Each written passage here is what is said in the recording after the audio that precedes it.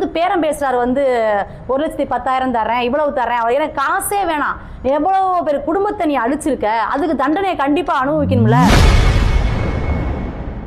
தனது நகையை மோசடி செய்து ஏமாற்றிய ஆதி என்பவரை கைது செய்ய வேண்டும் என கூறி சீரியல் நடிகை தாமரை செல்வி போலீசில் புகார் அளித்துள்ளார். வணக்கம் மக்களே, நான் பிக் பாஸ் தாமரை. நான் நிறைய வீடியோ போட்டிருக்கேன். எப்படின்னா ஆதி என்ற அஜித் வந்து இந்த மாதிரி திருடிட்டாரு அப்படின்னு நான் நிறையா சொல்லியிருக்கேன். அவர் வந்து மீடியாவில் வந்து என்ன சொன்னார்னா, நிறைய பேத்துக்கு ஆதின்றது தெரியாதுல்ல. இன்னொன்று சீரியல் ஆர்டிஸ்ட் வந்து சின்ன மருமகள் சீரியல் தான் பண்ணிட்டு இருந்தேன். அதில் வந்து க்ளோஸ் ஆனவங்க தான் எனக்கு ஸ்வேதா. அவங்க கணவர்னு வந்து ஆதி வந்தான். அதை பற்றி நான் நிறையாவே பேசியிருக்கேன். நான் வந்து என்னோட நம்பிக்கை துரோகம் பண்ணிட்டான், எனக்கு நகையை அடமானம் வச்சதை திருப்பிட்டு போயிட்டு அவனே வித்துட்டான் அப்படின்னு நான் கேஸ் கொடுத்துருந்தேன்.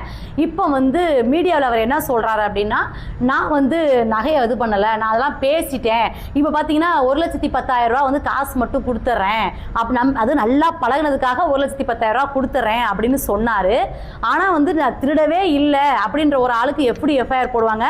போலீஸ் ஸ்டேஷனில் விசாரிச்சாங்க, அங்கே ஒரு மாதிரி பேசிட்டு வெளியில் வந்து ஒரு மாதிரி பேசினா. இப்போ எஃப்ஐஆர் காப்பி என் கையில் இருக்குது மக்களே. அவன் வந்து திருட்டு பையன்றது கன்ஃபார்ம் ஆயிடுச்சு.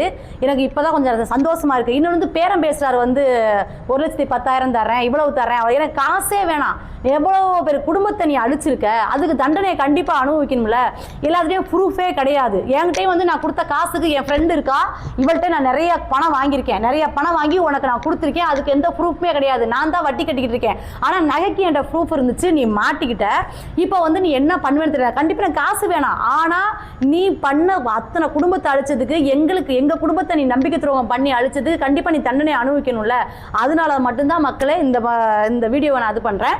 இப்போ பார்த்தீங்கன்னா இந்த ப்ரூஃப் வந்து என்ன செக்ஷன் என்னன்னு எனக்கு தெரியாது, ஏன்னா அவ்வளவுக்கு படிப்பறிவு எனக்கு இல்லை. அதனால் என்னோட வக்கீல் சார் இருக்காங்க, நீங்கள் வந்து அவங்க சொல்லுவாங்க என்ன செக்ஷனில் எப்படி ஏமாற்றிருக்கான் என்னன்றதை சொல்லுவாங்க, நீங்கள் கேட்டு தெரிஞ்சுக்கோங்க. சார் கண்டிப்பாக அவனை ரிமாண்ட் பண்ணணும். நல்லவன் வந்து சரண்டர் ஆகலாம்ல, எங்கே இருக்காருன்னு இப்போ தெரியல. ஏன்னா இப்போ இன்டர்வியூ கொடுக்குறது வந்து இப்போ நான் என்ன பண்ணுவேன், கலாட்டாவில் இப்போ கூப்பிட்றாங்கன்னா நான் அங்கே போய் இன்டர்வியூ கொடுப்பேன். தலைவர் இல்லை, அவர் இருக்கிற இடத்துக்கு தான் வர சொல்லி இன்டர்வியூ கொடுக்குறாரு. அதனால் எங்கே இருக்காருன்னு தெரியல. நல்லவன் வரலாம்ல சார், கண்டிப்பாக வந்து ரிமாண்ட் பண்ணுவாங்க. நான் விடவே இன்னும் எவ்வளவு போராடணுமோ போராடுவேன். இந்த மாதிரி வந்து ஒரு திருட்டு பைய வந்து தப்பிக்கவே கூடாது. என்னை மாதிரி துணிஞ்சு எல்லாருமே வரணும் அப்படின்றதுனால இன்னும் எந்த எல்லைக்கு வேணாலும் நான் போவேன் சார். சார் என் நகையும் வேணும், நான் உழைச்சி சம்பாரிச்சது. இப்போ நீ என்ன வேணாலும், நீ யார் காசு கேட்டாலும் நீ கொடுக்குற, நீ வந்து எவ்வளவு வேணாலும் திருட்டுத்தனம் பண்ணி கொடுப்பேன். நான் இல்லை, நான் உழைச்ச காசு, என் காசும் வேணும், அவன் தண்டனை அனுபவிக்கணும். ஏன்னா அவனால நான் மன ரீதியாக ரொம்ப பாதிச்சிருக்கேன், ரொம்ப கஷ்டப்பட்டுட்டு இருக்கேன். அவன் நம்பி நான் வீட்டில் வச்சு சாப்பாடு போட்டதுக்கு கொஞ்சம் கஷ்டப்படல, அவ்வளோ கஷ்டப்பட்டுட்டு இருக்கேன். அதுக்கு தண்டனை அனுபவிக்கணும்ல சார். இது மாதிரி பல குடும்பத்தை நாசம் பண்ணியிருக்கான் சார் அவன். கண்டிப்பாக அவன் தண்டனை அனுபவிச்சே ஆகணும். செய்திகளை உள்ளது உள்ளபடி தெரிந்து கொள்ள ரெஃப்ளெக்ட் நியூஸை சப்ஸ்கிரைப் பண்ணுங்க.